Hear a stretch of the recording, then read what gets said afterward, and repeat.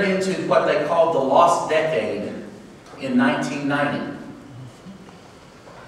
Well, after 2000, it was still going bad, so instead of being the lost decade, they now call it the lost decades. They've added 2000 to 2010. We may end up with a few more decades piled on top of that. But what happened in Japan was ridiculously low interest rates and ridiculously high asset prices and ridiculously easy access to credit. That sounds familiar. And when that bubble burst, it completely tanked the Japanese economy for now 2 decades. Japan is level, and they have what they call stagflation, which is basically they're just kind of, you know, rocking along. But they haven't experienced growth because of this asset bubble. Okay? Europe. Let's talk about Europe. We've got the pigs. That's Portugal, Ireland, Italy, Greece, and Spain.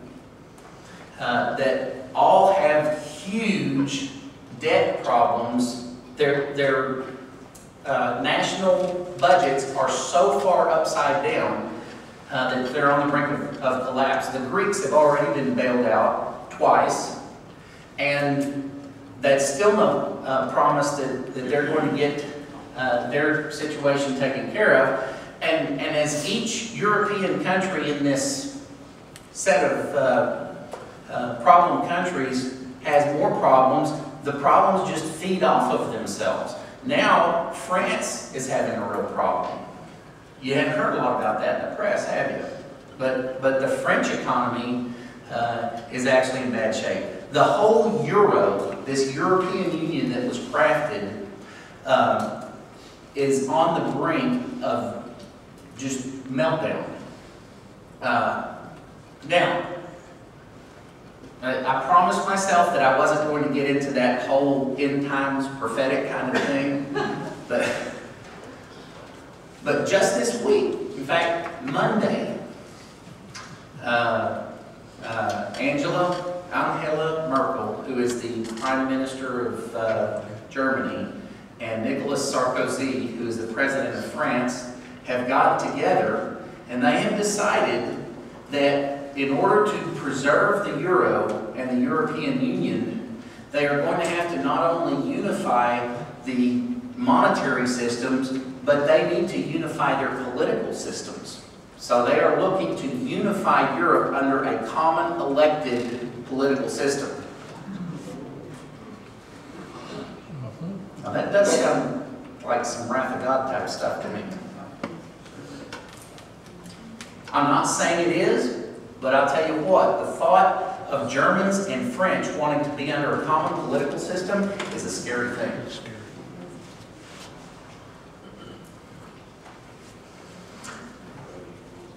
You have all these emerging markets, Brazil, Russia, India, and China. That's called the BRIC bloc.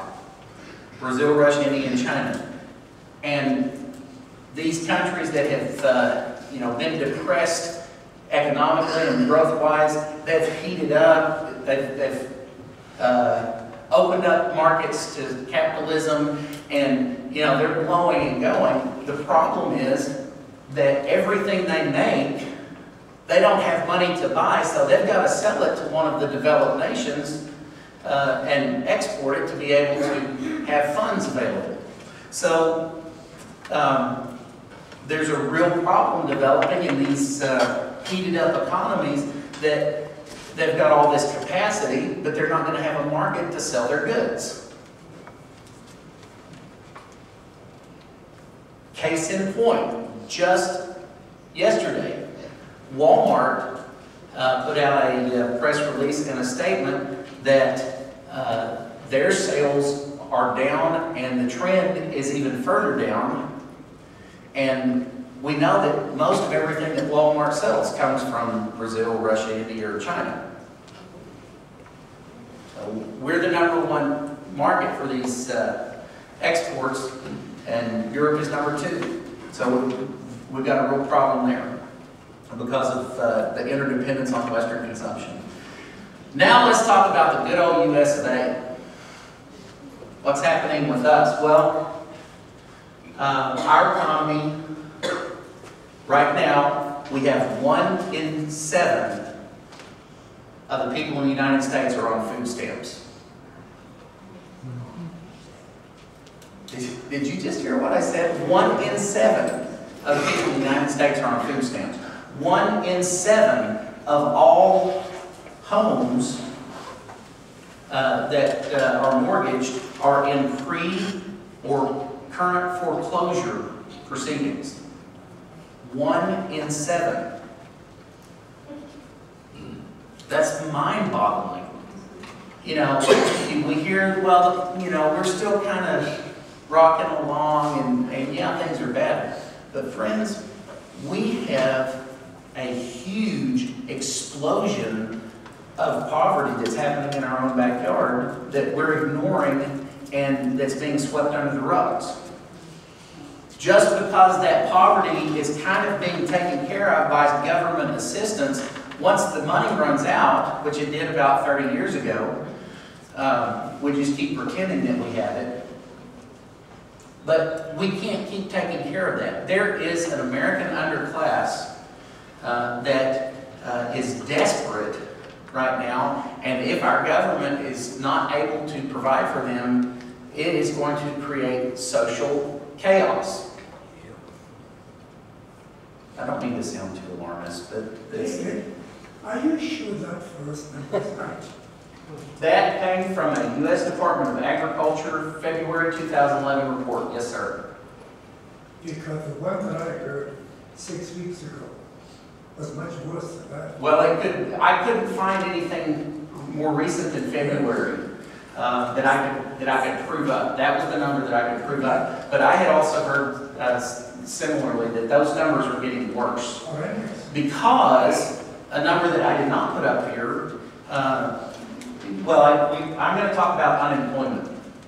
But part of the loss of jobs was that we had unemployment benefits available, and then we extended unemployment benefits, and then we extended unemployment benefits again. So basically, we were paying a section of the population to be without work for 99 weeks. 99 weeks. That's almost 2 years of unemployment benefits. Now, that 99-week period is beginning to expire, and we're starting to see those people fall off, and that is part of what's feeding that increase in the food stamp usage. But what is the unemployment number? Is it 9 or is it 15? You know, this is, when I say you can't trust Washington, I'll tell you why you can't trust Washington. And this is not a political statement at all. This is a statement of fact. When the numbers don't look good,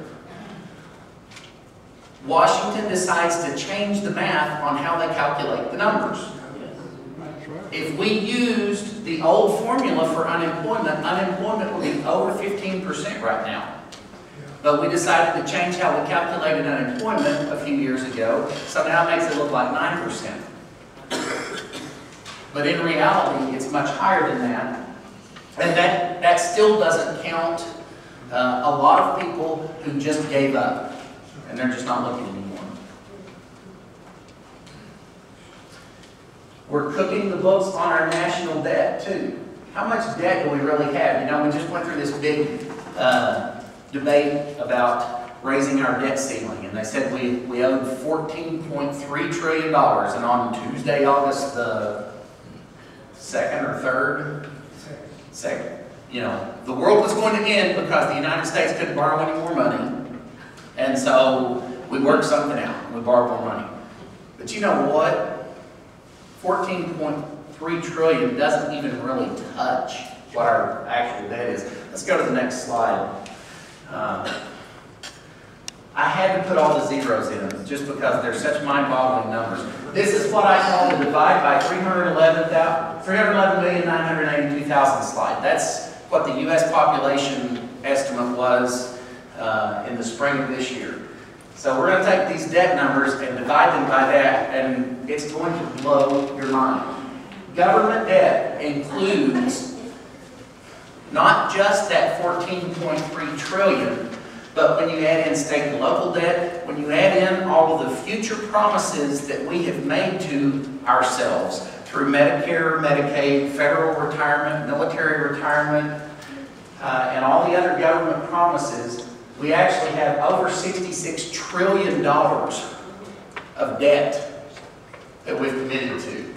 Personal debt, that's you and me. That's our credit cards and our homes and our cars and the little personal signature loan, all that. Our personal debt is over $12.4 trillion in the United States.